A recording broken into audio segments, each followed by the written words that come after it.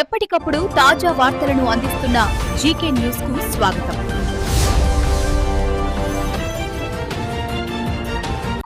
ఇర్రిపాకలో రైతులకు రాష్ట్ర ప్రభుత్వ రాజముద్రలతో కూడిన పాస్ పుస్తకాల పంపిణీ చేసిన జగ్గంపేట ఎమ్మెల్యే జ్యోతుల నెహ్రూ. రికార్డులు ట్యాపరింగ్ చేయకుండా బార్ కోడింగ్ ప్రభుత్వ రాజముద్రతో రైతులకు పట్టాదారు పాసు పుస్తకాలు పంపిణీ చేస్తున్నామని ఎమ్మెల్యే జ్యోతుల నెహ్రూ తెలిపారు.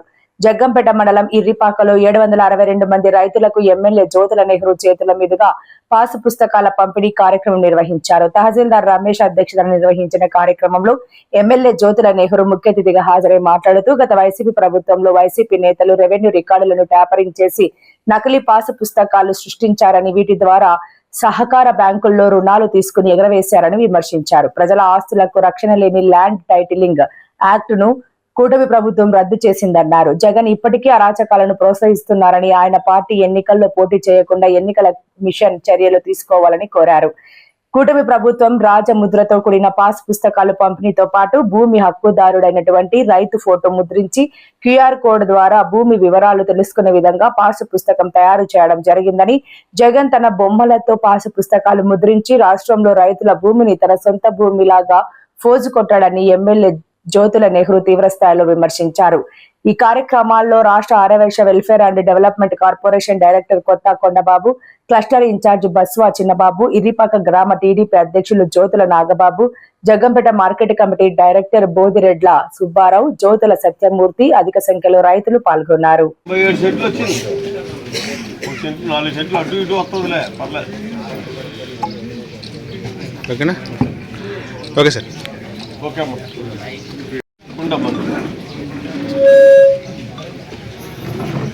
బొట్ట అర్జునరావు గారు 67 సెంట్లు అమ్మ ఒకసారి ఓకే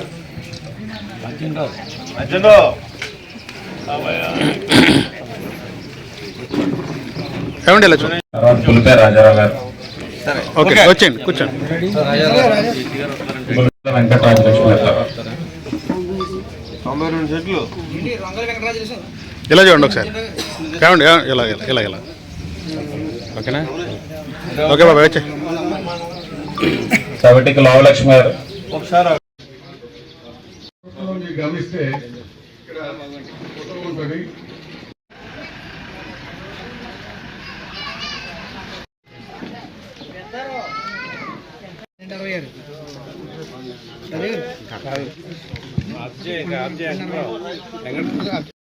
మిగతా వాళ్ళు ఎవరు అదే ఇవ్వద్దు.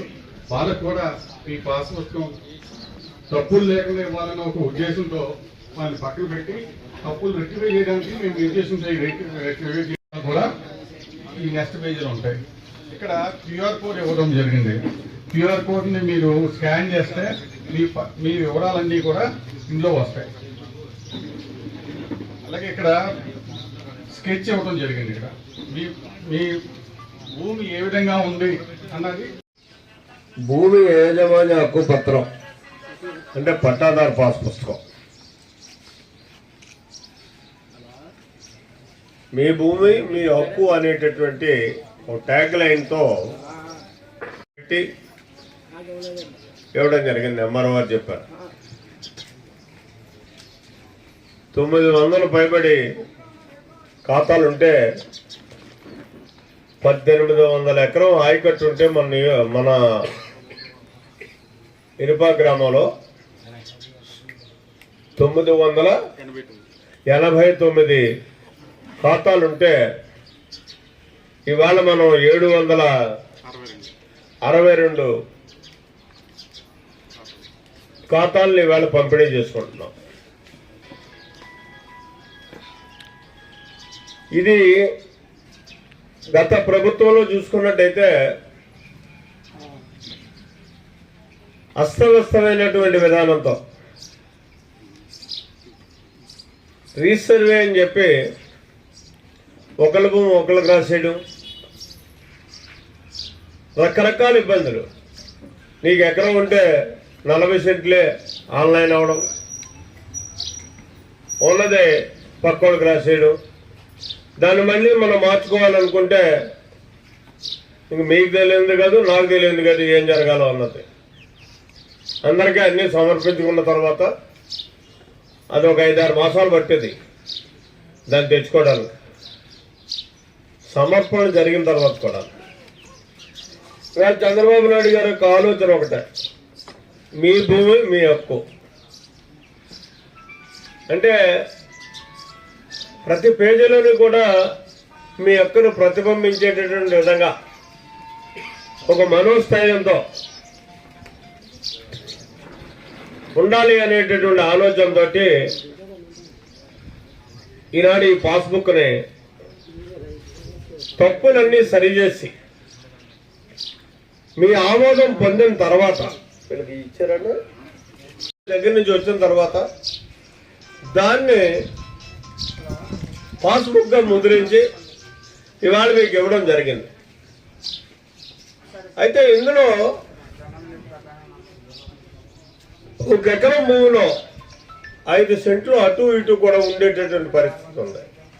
ఆ వెలిసిపాటు అన్నది భూ సర్వే లెక్కల్లోనే గతం నుంచి మనకి ఇచ్చినటువంటి పరిస్థితి ఉంది. అయినప్పటికీ కూడా ఇక్కడ ఉదాహరణ చూసుకుంటే ఇప్పుడు కూడా ఈ బుక్ ఇచ్చిన తర్వాత మీ భూమి కానీ ఒకవేళ ఏదైనా తేడాపాడ ఉన్నట్టయితే సరి చేసుకోవడానికి కూడా మళ్ళీ అవకాశం ఉంటుంది. 100% తేడా అన్నది రాదు. ఒకవేళ ఆ 10%లో ఏదైనా తేడా వచ్చినా దాన్ని మీరు సరి చేసుకోవడానికి మాత్రం అవకాశం ఉంది. రెండోది ఏంటంటే, మా కొండబాబు చెప్పాడు నాకు, అది అప్రస్తుతం ఇప్పుడు. ఎందుకంటే ఒక భయానక వాతావరణంలో పాలన చెయ్యాలనేటటువంటి ఆలోచనతో జరిగినటువంటి గత ప్రభుత్వ పాలనా విధానం. ప్రతి మనిషిని ఆందోళనలో పెట్టాలి, ప్రతి మనిషిని భయంతో ఇచ్చేయాలి. ఆ విధానంలోనే పాలన సాగించుకోగలిగితేనే మనం ముందుకెళ్ళగలుగుతాం అనేటటువంటి ఉద్దేశంతో జరిగేటటువంటి విధానం ఆలోచన. ఈరోజు మీ ప్రభుత్వం మీకోసం, మీ మంచి కోసం కట్టుబడి పనిచేసేటటువంటి ప్రభుత్వం. ఉదాహరణకి గతంలో మన ఊరికి పాస్బుక్ లేవు, గత ప్రభుత్వంలో ఇచ్చారు పాస్ పుస్తకాలు. వైఎస్ఆర్ జగనన్న శాశ్వత హక్కు మరియు భూ రక్షణ పథకం. అంటే హక్కు ఎవరిదండి? ఇది అర్జున్ గారు, వైఎస్ హక్కు మంద కాదు, మీ భూమి మీ హక్కు. ఇది గత ప్రభుత్వానికి ఈ ప్రభుత్వానికి ఉన్నటువంటి వ్యత్యాసం. ఇకపోతే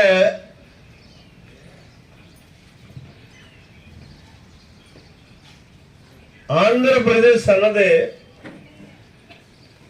వ్యవసాయం మీద ఆధారపడి జీవనాధారం చేసుకుని బతుకుతున్నటువంటి జనమే ఎక్కువగా ఉంటారు. ఇవాళ 70% మంది 100కి వ్యవసాయం మీద జీవిస్తాం తప్పించి 1 ఇంచు భూమిలోని పక్కడు కలిపితే మన మనసు అంగీకరించాం.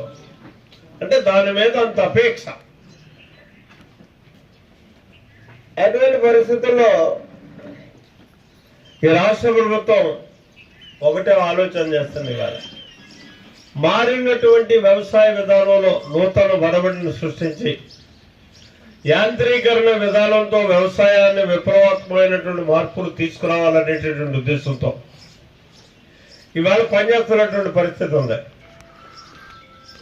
ఒక్క వ్యవసాయానికే రాష్ట్ర బడ్జెట్ లో మనం 3,62,000 కోట్ల రూపాయలు బడ్జెట్ పెడితే వ్యవసాయ అనుబంధ పరిశ్రమలు అన్నిటికీ చూసుకుంటే, అనుబంధ విధానాలు అన్నిటికీ చూసుకున్నట్టయితే సుమారు 70,000 కోట్ల రూపాయలు దీని మీదే పెట్టినటువంటి పరిస్థితి. ఇటు ఇరిగేషన్ కానీ, వ్యవసాయానికి కానీ, కోఆపరేటివ్ కానీ, అలాగే హార్టికల్చర్ విధానానికి కానీ, జలసిరికి కానీ, ఇలా రకరకాల విధానాలతో మార్కెట్ కానీ ఏ రకమైనటువంటి నిధుల్ని వ్యవసాయ రైతాంగానికి చెందేటటువంటి వనరులు సమకూర్చడం కోసం 70,000 కోట్ల రూపాయలు ఇవాళ రాష్ట్ర బడ్జెట్లో మనం కేటాయించుకోవడం జరిగింది. అంటే ఇది కని విని ఎరగనటువంటి పరిస్థితి. గతంలో ఏ ప్రభుత్వం కూడా ఎంత డబ్బుని రైతాంగానికి చెందేటటువంటి విధానంలో రాష్ట్ర బడ్జెట్లో కేటాయించినటువంటి విధానం లేదు.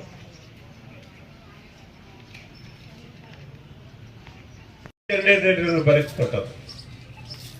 ఎక్కువ జనాభా దేని మీద ఆధారం చేసుకుని జీవించగలుగుతారో దానికే ప్రభుత్వ వనరులన్నా ఎక్కువ అందవలసినటువంటి అవసరం ఉంది. ఆ విధానంగానే ఇవాళ ఈ ప్రభుత్వం నడుస్తున్నటువంటి పరిస్థితి ఉంది. ఉదాహరణకు మీరు చూడండి, మనకి పుష్కర ఎత్తిపోతల పథకం ఉంది. మన గ్రామం వరకు కూడా నీరు రావాల్సినటువంటి అవసరం ఉంది. గత 5 సంవత్సరాల్లో చూసుకుంటే మరి నీరు వచ్చిందో లేదో మీరే సమాధానం చెప్పాలి. దానికి రానటువంటి పరిస్థితి ఉంది. థైలాండ్ అయిపోయింది అనేటటువంటి ఆలోచనతో ఈనాడు ఈ రాష్ట్ర ప్రభుత్వం నా కోరిక మేరకు 3,50,00,000 రూపాయలు పెట్టి మామిడినాడు దగ్గర పురుషోత్పట్నం పైప్ లైన్ నుంచి ఒక కనెక్షన్ ఇచ్చి మనకి మామిడినాడు కొత్త చెరువులో పెట్టి కొత్త చెరువు నుంచి పార్ట్ ఆఫ్ నరేంద్రపట్నం మామిడాడ సంపూర్ణంగాని ఇరుపాక పూర్తిగాని అంటే మన రావడానికి కూడా నీరు వచ్చేటటువంటి అవకాశం ఉంటుంది. ఇప్పుడు దాకా లేదు. అలాగే మరిపాక గొల్లలగుంట ఈ గ్రామాలన్నిటికీ కలిసి సుమారు 4,000 ఎకరాలు సాగు చేసుకోవడానికి చంద్రబాబు నాయుడు గారి ప్రభుత్వం వచ్చిన తర్వాత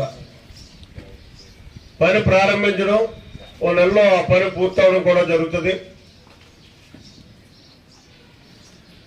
అంటే ఇది రైతాంగం యొక్క శ్రేయస్సు కట్టుబడి పనిచేస్తుంది అని చెప్పడానికి నిదర్శనం ఈ కార్యక్రమాలని చెప్పేసి చెప్తున్నాం.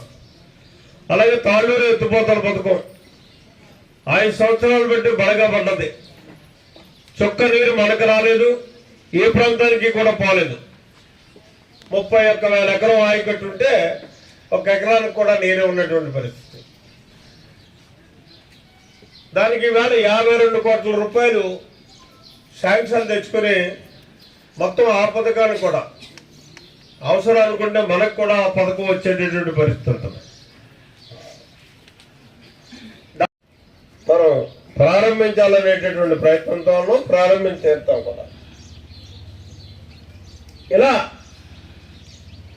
రాబోయే మనం పెట్టినటువంటి 70,000 కోట్ల రూపాయల బడ్జెట్లో మాకేంటో అంటే మీరు ఎవరైనా ఔత్సాహికులుండి ముందుకు వస్తే ఉరికోత యంత్రాలు కొనుక్కోవచ్చు, సబ్సిడీ మీద ఇస్తారు. ట్రాక్టర్లు ఇస్తారు సబ్సిడీ మీద, ఇంప్లిమెంట్స్ ఇస్తారు, ట్రాక్టర్లకు ఉన్నాయి. ఆఖరి గత ప్రభుత్వంలో స్పేర్లు కూడా మనకి సబ్సిడీ మీద ఇవ్వనటువంటి పరిస్థితి ఉంది. మళ్ళీ తిరిగి వాళ్ళు ఇస్తున్నటువంటి పరిస్థితి. అలాగే డ్రిప్ ఇరిగేషన్ పెట్టుకోవచ్చు 90% సబ్సిడీ మీద. ఇవన్నీ రైతాంగం కోసం మనం ఏర్పాటు చేసుకున్నటువంటి గత ప్రభుత్వంలో 2014-19 ప్రభుత్వంలో పనిచేసాం, ఆ రకంగా ఇచ్చాం. కానీ కొత్తగా వచ్చినటువంటి ఆనాడు ప్రభుత్వం మళ్ళీ వాటన్నిటిని కూడా పక్కన పడేసింది. మళ్ళీ మళ్ళీ తిరిగి మీ అభిమానంతో వచ్చినటువంటి ప్రభుత్వం ఈ అన్నిటినీ కూడా ఇంకా సరళీకృతం చేసి ఇవాళ ఇవ్వడానికి సిద్ధంగా ఉంది, అందివ్వబోతుంది అని చెప్పేసి ఎవరైనా ఔత్సాహికులు ఉంటే పెట్టుకుంటే ఖచ్చితంగా వాళ్ళందరికీ కూడా శాంక్షన్ ఇప్పించేటటువంటి బాధ్యత కూడా నేను తీసుకుంటానని చెప్పి ఈ సందర్భంగా మనవి చేసుకుంటున్నాను. ఇలా చెప్పుకోకపోతే చాలా చెప్పుకోవచ్చు. గత ప్రభుత్వ పుస్తకం మీద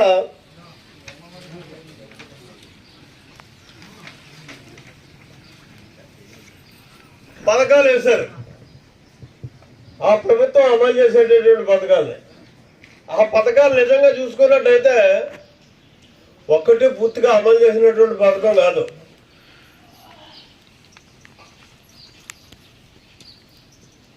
సరే, ఇవన్నీ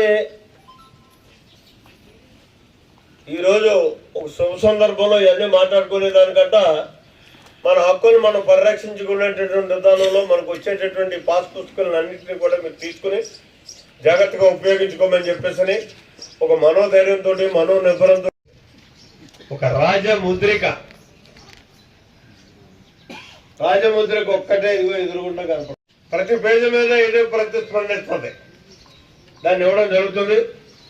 మళ్ళీ ఇప్పుడు అస్తమాపురం కూడా ఇదే కార్యక్రమం ఉంది కాబట్టి అన్ని మరి నాకు సెలవు అని చెప్పేసి కోరుకుంటూ పెట్టి మామిడినాడు దగ్గర పురుషోత్పట్నం పైప్ లైన్ నుంచి ఒక కనెక్షన్ ఇచ్చి మనకి మామిడినాడు కొత్త చెరువులో పెట్టి కొత్త చెరువు నుంచి పార్ట్ ఆఫ్ నరేంద్రపట్నం మామిడాడ సంపూర్ణంగానే ఇరుపాక పూర్తిగానే అంటే మన రావణకు కూడా నీరు వచ్చేటటువంటి అవకాశం ఉంటుంది. ఇప్పుడు దాకా లేదు. అలాగే మరిపాక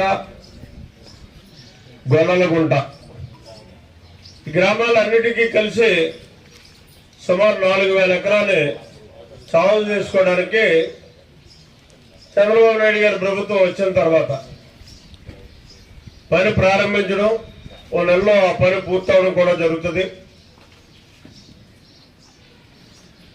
అంటే ఇది రైతాంగం యొక్క శ్రేయస్సు కట్టుబడి పనిచేస్తుంది అని చెప్పడానికి నిదర్శనం ఈ కార్యక్రమాలని చెప్పేసి చెప్తున్నాం. అలాగే తాళ్ళూరు ఎత్తిపోతల పథకం 5 సంవత్సరాలు పెట్టి బలగా పడ్డది. చుక్క నీరు మనకు రాలేదు, ఏ ప్రాంతానికి కూడా పోలేదు. 31,000 ఎకరం ఆయకట్టుంటే 1 ఎకరానికి కూడా నీరే ఉన్నటువంటి పరిస్థితి.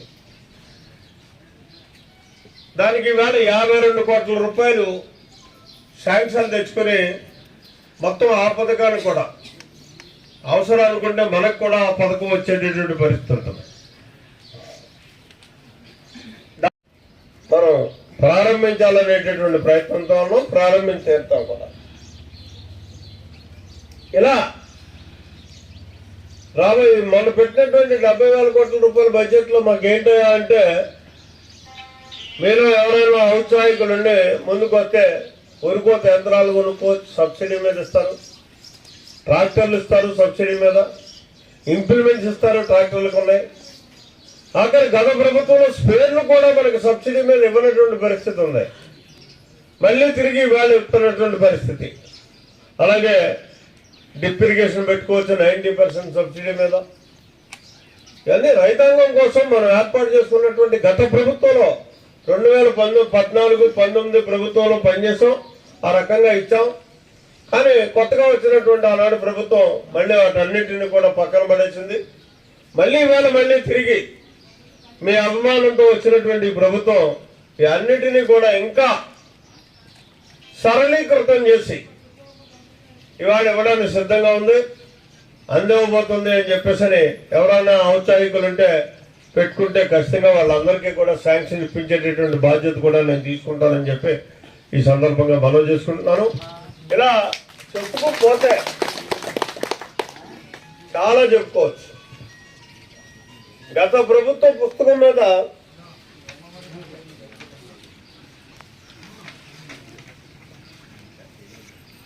పథకాలు వేశారు. ఆ ప్రభుత్వం అమలు చేసేటటువంటి పథకాలు, ఆ పథకాలు నిజంగా చూసుకున్నట్టయితే ఒక్కటి పూర్తిగా అమలు చేసినటువంటి పథకం కాదు.